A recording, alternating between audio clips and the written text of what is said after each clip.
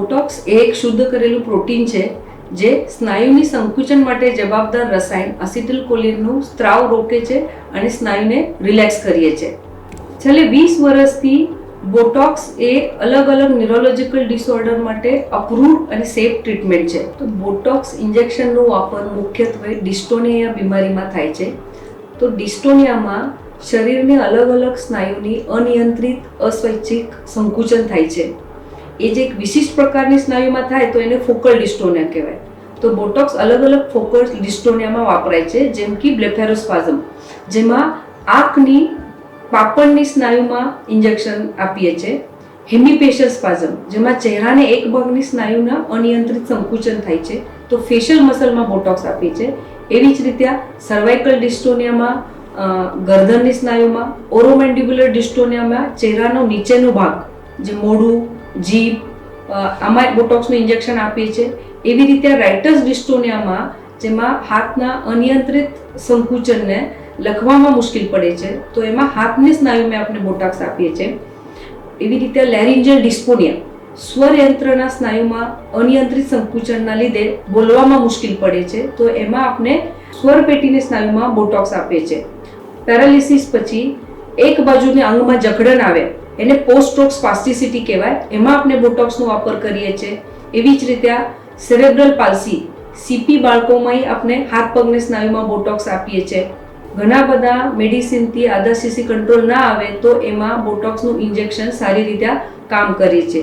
એના સિવાય અમુક ધ્રુજારીના પ્રકારમાં હાથમાં જો પરસ્યું વધારે આવતું હોય, જો લાળ વધારે આવતી હોય તો લાળની ગ્રંથિમાં એ અલગ અલગ બોટોક્સના ઉપયોગ છે. હવે બોટોક્સ કેવી રીતે અપાય છે?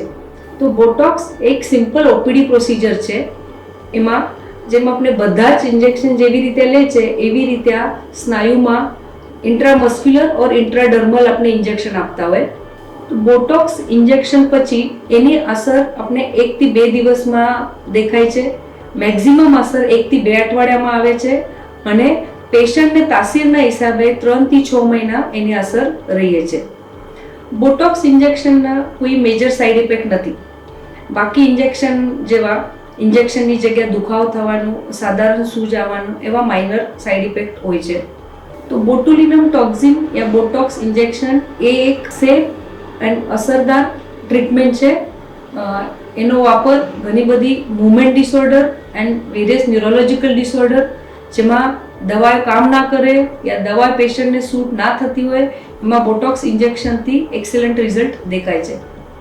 હવે આપણે 1-2 બોટોક્સ ઇન્જેક્શનના ઉદાહરણ જોઈએ.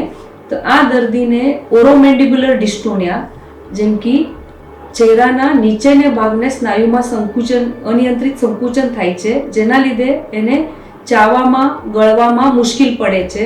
એના લીધે એનું 8 થી 10 કિલોનો વેટ લોસ થઈ ગયું. એમાં આપણે ઓરોમેન્ડિબ્યુલર ડિસ્ટોનિયામાં બોટોક્સ આપ્યું છે અને ઇન્જેક્શન પછી તમે જોઈ શકો કે એમાં એને ડિસ્ટોનિયામાં રાહત છે અને એ સરખી રીતે ચાવી અને જમી શકે છે. તો બોટોક્સ એ એક સેફ એન્ડ અપ્રૂવ્ડ સારવાર છે અલગ અલગ ન્યુરોલોજીકલ એન્ડ મૂવમેન્ટ ડિસઓર્ડર માટે. આપ સૌને આમાંથી કોઈ તકલીફ હોય તો તમે સ્ટર્લિંગ હોસ્પિટલ રાજકોટમાં કોન્ટેક્ટ કરી શકો છો અને બોટોક્સનો લાભ લઈ શકો છો.